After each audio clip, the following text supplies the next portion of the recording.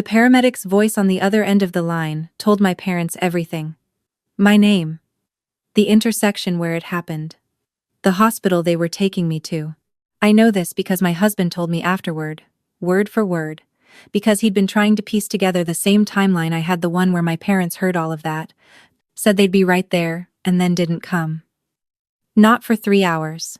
Not until after they'd driven 40 minutes across the city to deal with my younger sister's car being towed from a no-parking zone outside a nail salon on Queen Street West. The towing fee was $290. Let me back up. My name is Claire. I'm 32 years old. I work as a structural engineer for a mid-size firm in downtown Toronto, which means I spend a lot of time on job sites in a hard hat and a lot of evenings at my kitchen table, reviewing load calculations while my husband, Marcus, watches hockey in the next room and occasionally brings me tea without being asked. We've been married for 4 years. We have a rescue greyhound named Fig, who is terrified of plastic bags and deeply in love with my husband. Our life is ordinary in the best possible way, and I have worked very hard to make it feel that way, because the house I grew up in was not ordinary at all. My parents have 2 daughters. There's me, and then there's my younger sister Danielle, who is 27, and has never, to my knowledge, been held accountable for a single thing in her life. I don't say this with bitterness anymore. I used to. For a long time, when I was a teenager, watching my parents rearrange their entire weekends around Danielle's volleyball schedule, while mine sat unacknowledged on the fridge, I burned with it. When I got into the University of Waterloo's engineering program, and my parents took Danielle shopping for a new laptop that same week because she'd mentioned hers was slow, I felt it like something physical. When I paid for my own textbooks, my own winter coat, my own first month's rent, while Danielle's university tuition came straight from their savings account, I learned to package that feeling into something I could carry quietly. I got good at carrying it. By the time I married Marcus, I had told myself a story that felt true, that I had made peace with it, that I was the independent one, the capable one, that being the daughter who didn't need them was its own kind of freedom. I told myself that story so many times that I almost believed it. It took a Tuesday afternoon in February and a black ice patch on Lakeshore Boulevard to show me how thin that story actually was. I was driving back from a site visit in Etobicoke.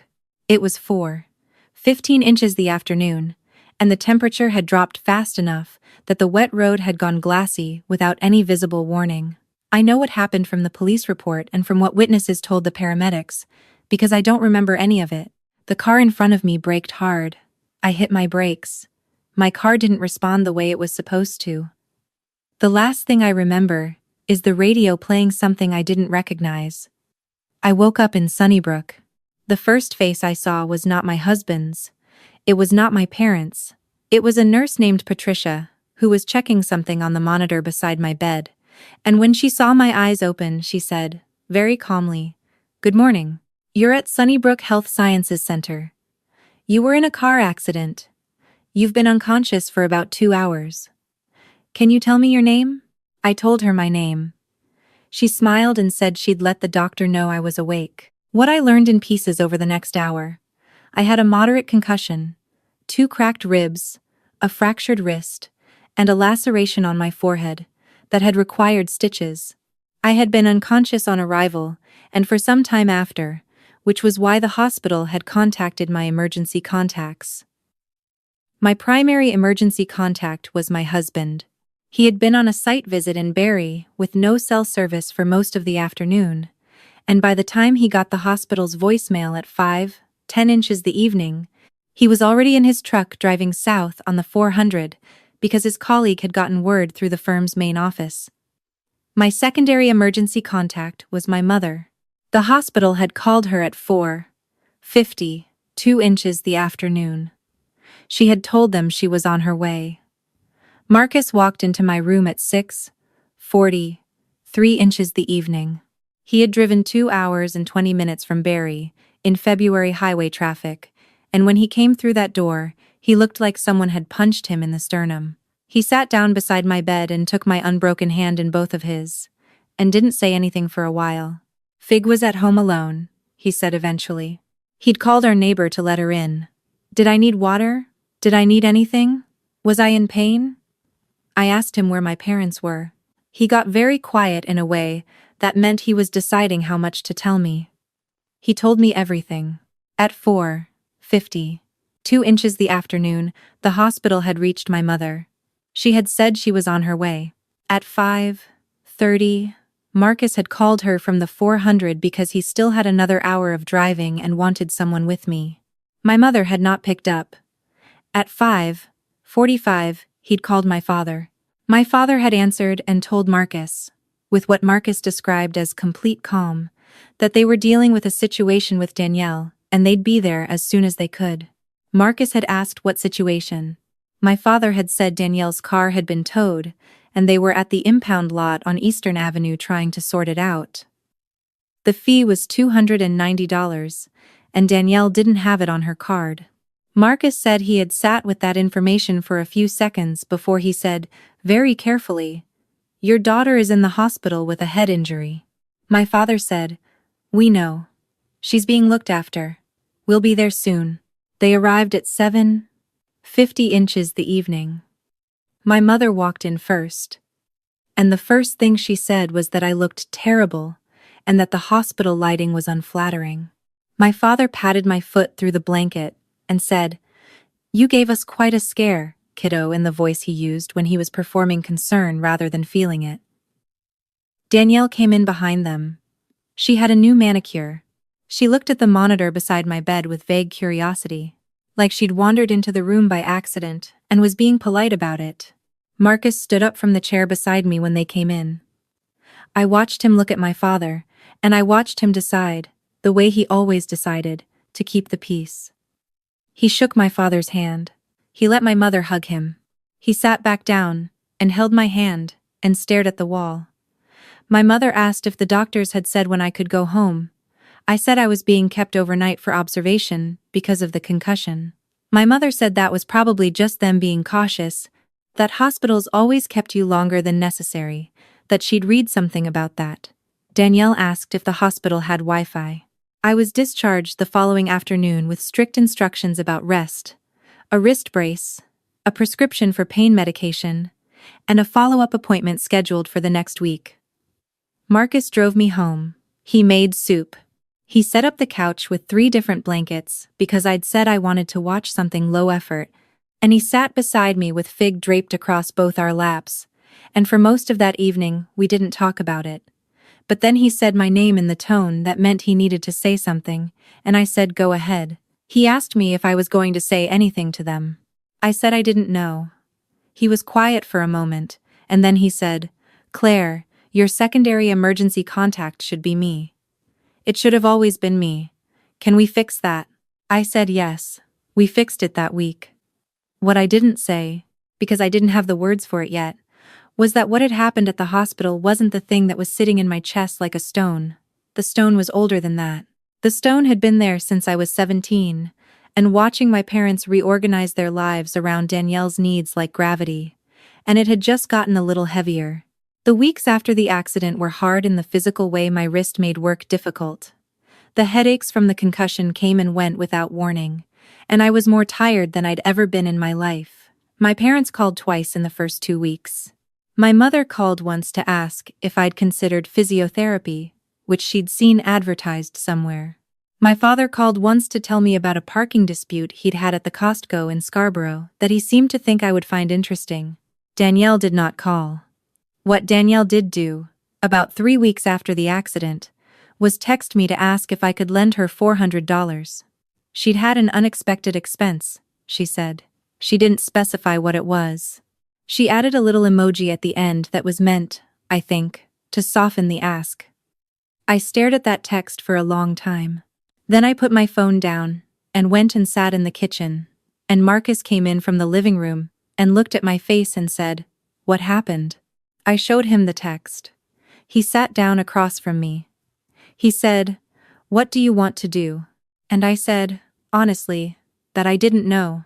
That I'd been lending Danielle money in small amounts for years, whenever she asked, because it was easier than the guilt my mother put on me when I said no, and because I kept telling myself it was just money, and money wasn't worth the conflict. I told him that the total, if I added it up, was probably over $3,000, none of which had ever been mentioned again after the transfer. I told him that 2 weeks before my accident, I had sent my parents $600 to help with a plumbing bill because my father had mentioned it and my mother had followed up twice in the same week, and that it had not come up once in either of the phone calls since my accident. Marcus listened to all of this. He didn't say I told you so, even though he had, in the gentle way he had, been saying something like it for years. He said, "You don't have to decide right now." I said, "I know, but I think I already have." I didn't transfer Danielle the $400. I texted her back that I was still recovering and couldn't help right now. She sent back a thumbs up emoji and didn't text again for 6 weeks, which told me everything I needed to know about the nature of our sisterhood. I also stopped sending my parents money. Not dramatically. I didn't make an announcement. I just stopped. The next time my mother mentioned something that in previous years would have prompted me to offer a car repair bill, a dental appointment that was more expensive than expected, I said I was sorry to hear that and asked how they were planning to handle it. She sounded confused. She moved on. It happened twice more over the following months. I noticed that my parents called a little less frequently after that, and the calls that did come had a slightly different tone, more transactional, less settled. I noticed, and I let myself feel what that meant, and I kept going. In August, 6 months after the accident, my parents organized a family dinner to celebrate my mother's birthday. It was at their house in Mississauga, the house I'd grown up in, the one with the backyard that backed onto a ravine, and the kitchen that always smelled like whatever my mother had been cooking 2 days ago. I almost didn't go. Marcus and I talked about it, and I decided I would, because she was my mother, and it was her birthday, and I hadn't yet decided what I wanted my relationship with my family to look like going forward. I was still figuring that out. What I was not expecting was for it to become the night that figured it out for me. Danielle was there with her boyfriend, a quiet man named Trevor, who seemed deeply accustomed to being ignored in favor of Danielle. My mother's sister and her husband were there. A couple my parents had been friends with since before I was born were there, people I had called Aunt Lynn and Uncle Gary my whole life, even though they weren't relatives. It was a full table. My mother had made roast chicken, and her green bean salad, and the lemon tart that was the thing she made best in the world. It was almost pleasant, for a while. Then my mother said, over dessert, that she had something she wanted to share. She was smiling in the way she smiled when she was proud of something. She said that Danielle had some news. Danielle looked at Trevor, and Trevor took her hand, and Danielle said they were expecting a baby. The table erupted. My mother started crying. My father stood up and hugged Danielle for a long time. Aunt Lynn made the noise she made at everything joyful. Marcus squeezed my knee under the table, not because the news was bad, it wasn't. I didn't feel anything particular about it, but because he knew what was coming. He knew my parents well enough by now. What came was 35 minutes of conversation that was entirely about Danielle. About her due date, which was late March. About whether she'd found out the gender yet. About the apartment she and Trevor were in, and whether it was big enough for a baby, and my mother's suggestions about the neighborhood they should move to, and my father's offer to help with a down payment on something bigger. A down payment. An offer made at a dinner table in front of everyone, casually, the way you offered to pass the salt. Marcus's hand stayed on my knee the whole time. I smiled and said congratulations, and meant it. I asked Danielle how she was feeling. I was fine. The evening was fine. I helped my mother clear the table while my father and Uncle Gary moved to the living room with their coffee, and I was standing at the sink rinsing plates when my mother said, without any particular weight, "You know, it would really mean a lot to us if you could help Danielle and Trevor with some of the setup costs. They're going to need a lot of things for the nursery." I turned off the tap. I turned around. My mother was looking at me the way she looked at me when she assumed the answer was yes, the way she'd been looking at me that way my entire life. And I thought about the hospital room in February, and the phone that rang at 4:50, 2 inches the afternoon. And my father's voice telling Marcus they'd be there soon, and the $290 towing fee. I thought about the $3,000 I'd never been paid back. I thought about the $600 I'd sent for a plumbing bill 2 weeks before my accident, not one word of which had been mentioned while I was lying in that hospital bed. I said, "Mom, can I ask you something?" She said sure, still with that expectant look. I said, "When the hospital called you in February, what were you thinking about on the drive to the impound lot?" Her expression shifted. Just slightly. "What?" "When they called and told you I was in a serious accident, and you said you were on your way, what were you thinking about on the drive over to help Danielle with the towing fee?" My mother put down the dish towel. "Claire, I'm not angry," I said, and I was surprised to find that this was mostly true. "I'm really not. I just want to understand the math. Because the way I'm seeing it, I've been putting in for a long time without thinking too much about what I was getting back. And I think I want to stop doing that. Not out of spite. Just because I realized that I can."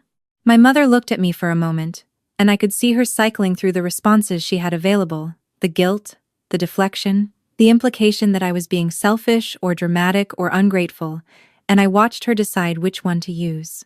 She said, "I don't think this is the time or the place." I said, "Okay. But I want you to know that I won't be helping with the nursery setup costs. And going forward, I'm not going to be available for that kind of thing anymore. I hope Danielle and Trevor have a really healthy and happy baby. I mean that completely." I finished rinsing the plates. I dried my hands. I went back to the table and had another small piece of the lemon tart because it was genuinely excellent and life is short. On the drive home, Marcus was quiet for a while. Then he said, "How do you feel?" "I thought about it," I said. Like I put something down that I'd been carrying for a really long time without knowing how heavy it was. He nodded. He didn't say anything else. He reached over and put his hand on mine on the console, and I watched the highway lights go past, and I felt, for the first time in a long time, like I was taking up exactly the right amount of space in my own life. The next few months were quiet, in the way that things are quiet when you've made a decision and you're living inside it. My mother called less. When she did call, the conversations were shorter and more surface level, which was fine. My father and I talked about the same things we'd always talked about: his garden, my work projects, the Leafs, who had disappointed him most recently in the standings. Danielle and I exchanged occasional texts, the kind that took no effort and communicated nothing. I went to her baby shower in January because I had decided not to disappear from my family, just to stop subsidizing them, and that distinction felt important to me. The shower was at a hall in Mississauga, one of those event rooms with champagne walls and gold balloon arrangements, and there were about 40 people there. My mother had organized it entirely, and had clearly spent a significant amount of money, which was her right to do. I brought a gift from the registry, a good one, a baby monitor set that Danielle had listed, because the issue was never about Danielle's baby. I sat with Aunt Lynn and made conversation, and ate the little sandwiches, and watched Danielle open presents to the sound of escalating oohs from the assembled guests. Then my mother stood up. She does this at events, stands up to give a little speech. She's good at it. She's warm and funny in front of a crowd in a way that people who don't know her well find very charming. She talked about what it meant to be welcoming a grandchild. She talked about how proud she was of Danielle.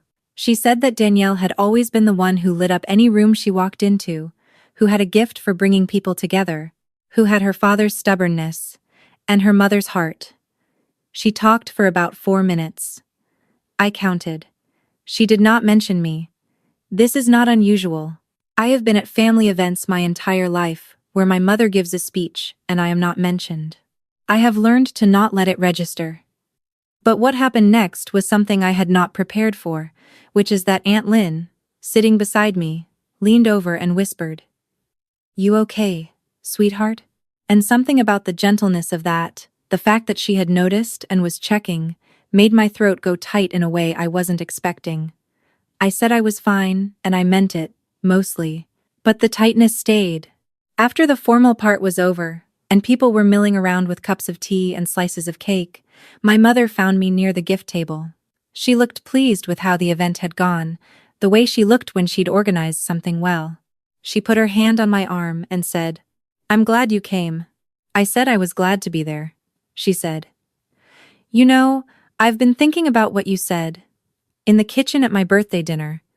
I think you were being a little harsh." I looked at her. "Okay. Your father and I have always done the best we could for both of you. It hasn't always been perfectly equal, I know that. But Danielle has always needed a little more support. That's just who she is." I said, "I know, I understand that. So I hope you're not holding on to something that isn't fair." I thought about February. I thought about the 4:52 phone call. I thought about my father's voice saying, "We'll be there soon." I thought about waking up in a hospital room with a stranger's face being the first face I saw, and my husband driving 2 hours and 20 minutes in winter traffic to be the second.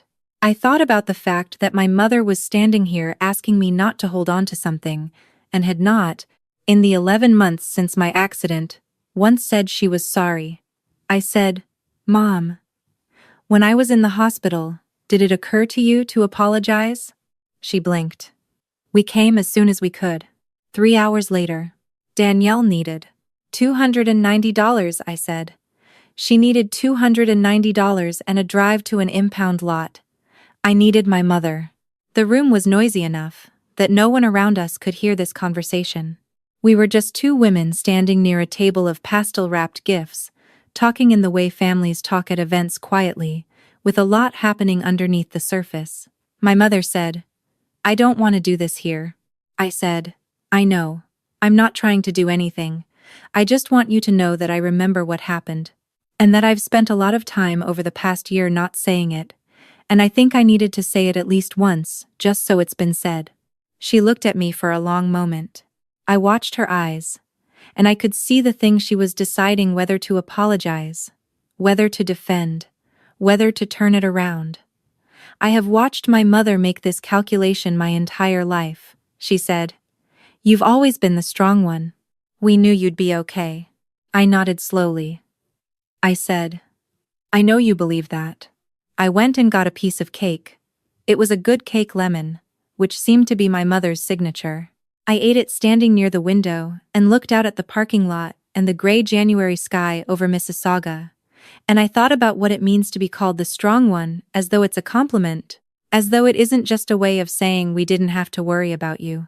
I thought about being 32 years old and waking up in a hospital not knowing what had happened, and the first thing I'd done when I was coherent enough was ask where my parents were. I was still the strong one. I had always been the strong one. But I had finally, quietly, stopped being available. Marcus was waiting in the car, in the parking lot, because he'd had a work call he needed to take. He looked up when I got in, finished the call, and then looked at me properly. "How was it?" I buckled my seatbelt. I looked at the hall where, through the window, I could see the gold balloons and the silhouettes of 40 people gathered around my sister. "I said it," I told him. The thing I needed to say. I said it. He started the car. "How did she respond?" She said, "I've always been the strong one." He was quiet for a moment. Then he said, "Fig is at home absolutely losing his mind because we've been gone for 3 hours and he needs you to know that personally." I laughed.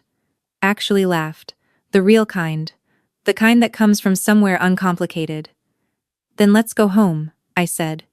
We drove north on the 410 and then east toward the city, and the sky went from gray to the particular deep blue of a January evening in Toronto, and the highway lights came on one by one, and Marcus drove with one hand on the wheel and the radio on low, and I sat in the passenger seat and felt, underneath everything, the specific quiet of a person who has finally put something in its proper place. Not forgiven, not forgotten, not resolved the way things only resolve in movies.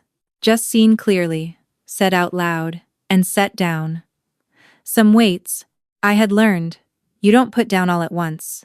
You put them down in pieces, over time, in parking lots and kitchen sinks and passenger seats on winter evenings.